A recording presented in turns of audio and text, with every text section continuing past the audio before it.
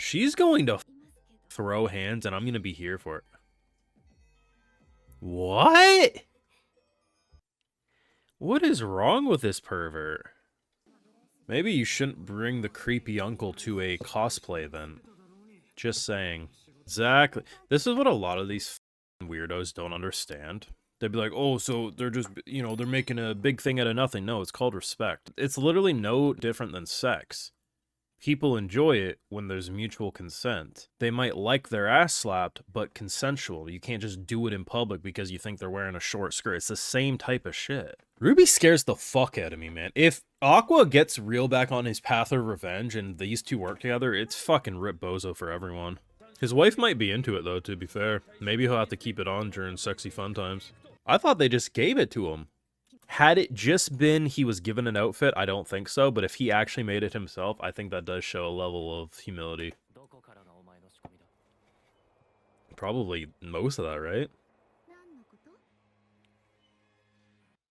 She scares the fuck out of me. Aqua asking Ruby at the end of this latest Oshino co-episode, how much of that were you involved in?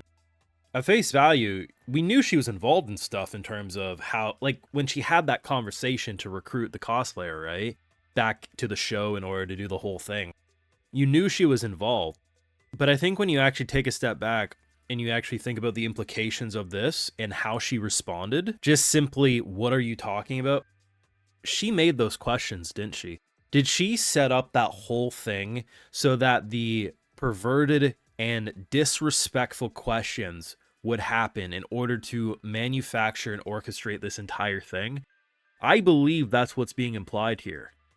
They don't explicitly say she caused the questions, but I think it's definitely more likely than not that she was responsible, and that is incredibly fucked up. I mean, as a viewer experience, you have to love that Ruby is doing this, and she's arguably becoming more of a psycho than even Aqua may have ever been or might ever become.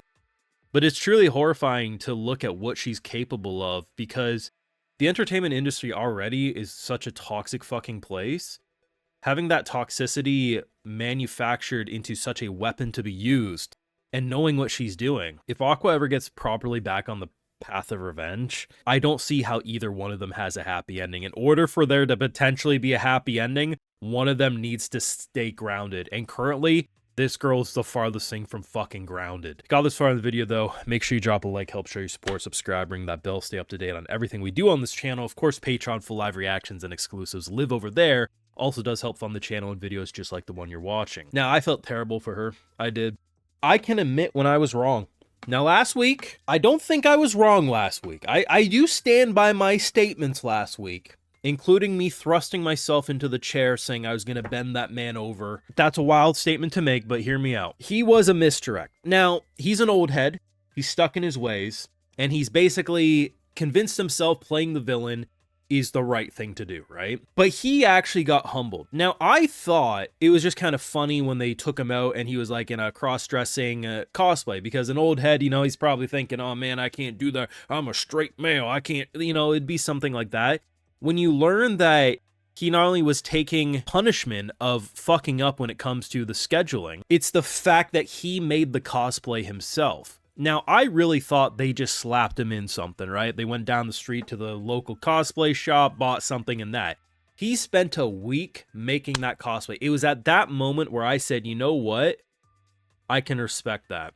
Because you see the wear and tear on his fingers, and the fact that she could even come up to him and be like, you know, how hard was that? I can tell, like, I used to be like you. And he's like, oh yeah, like this was incredibly difficult. Well, how would you feel if you spent all week on something and got told last minute? Well, I'd feel like shit.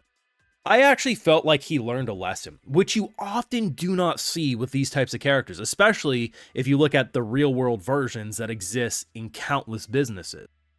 He's still an asshole, but like, it's the difference between dog shit and cow shit. I thought he was a pile of cow shit. Now I realize he was just a pile of dog shit. And that dog shit, I believe, has a path of redemption. And I honestly hope he doesn't get fired, which I never thought I'd say with how he treated the assistants and stuff. But man, there's a lot of moving parts in the entertainment industry, and it's not like just eliminating him would fix anything, right? It is it's like Hollywood. Hollywood is so fucking corrupt. The best you can do is have people like this who are willing to learn from their mistakes and try to adjust for it. The thing is I felt terrible for her because those questions are absolutely disgusting. And I really think this episode will be a test, and it will expose people without them realizing it, because the reactions you will see from people about if those questions were appropriate or not, and why she shouldn't have either reacted the way she did or she had every right to react the way she did, will say everything you need to know. Because while true, this is fiction, right? You can watch an anime that has slavery in it, and it doesn't make you pro-slave. You can watch a show where people kill, and it doesn't mean you're pro-murder, right? That is true. But this is the type of dynamic that you are supposed to feel bad for her. That you say, she did not give consent to those questions. And she even says, like, I'm an adult. I can handle a lot of those questions when it comes to actual friends or people I've grown to have a connection to. But it is completely inappropriate given what I was there for. It was for cosplaying. And to make it even worse, I might have been able to deal with those questions if you would have actually honored the amount of time it took me bringing in extra people to get this cosplay, and you ripped it away from me last minute. She had every fucking right to feel that way. And I really think that scene alone will expose more people than they realize. And we'll see how it goes. Ruby is a scary son of a bitch. I do assume Aqua gets back on the path of revenge sooner than later. I'm not sure. I mean, we're only 3 episodes into this season, right?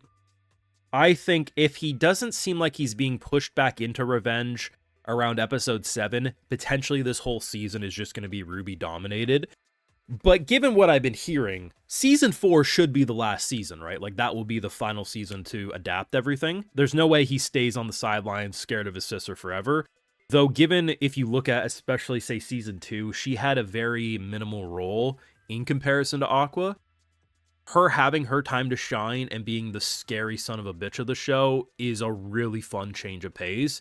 And I wasn't ready. Like, I mean, the past 3 episodes have progressively made her more in the forefront, but Jesus, what a fucking scumbag. Like, this is shit Aqua would have done early in the show without any remorse. Like brother, like sister, I suppose. Brilliant, brilliant season. Heavy hitting. And I mean, I wasn't sure exactly where they were going to go. I didn't think it was going to be as depression filled as when we had the suicide arc where she like was getting so bullied over that. But I figured with how they were building up with those questions, it was going to be a pretty heavy episode. And honestly, I think it was. It's really funny when you see the ending with Ruby and you realize how performative Ruby was during that whole thing. Like, it's such a fucked up show. Like, you have all these flashing colors and animations to keep the TikTok brains entertained as you're talking about sexual harassment. It's wild. This girl was made for this industry. That's all I can say. You can let me know your thoughts down below. Definitely the best episode of season 3 so far. And to be honest, a top 5 episode of Oshi no Ko, if you ask me. Thoughts down below, drop a like, share your support, subscribe if you're new around here, of course. Patreon, full live reactions and exclusives like, hey, I'd love to give video shows to my patrons because they make these videos possible. Alright, so today we got Jesse Kent, Kyle Kulchuk, Marsh, Hunter D. Lupin, Cosmo Neto, Zeno, Yuki Ali, Zython, and we also have Rogue Knight, so I appreciate the support. Please take care and you'll have a good one.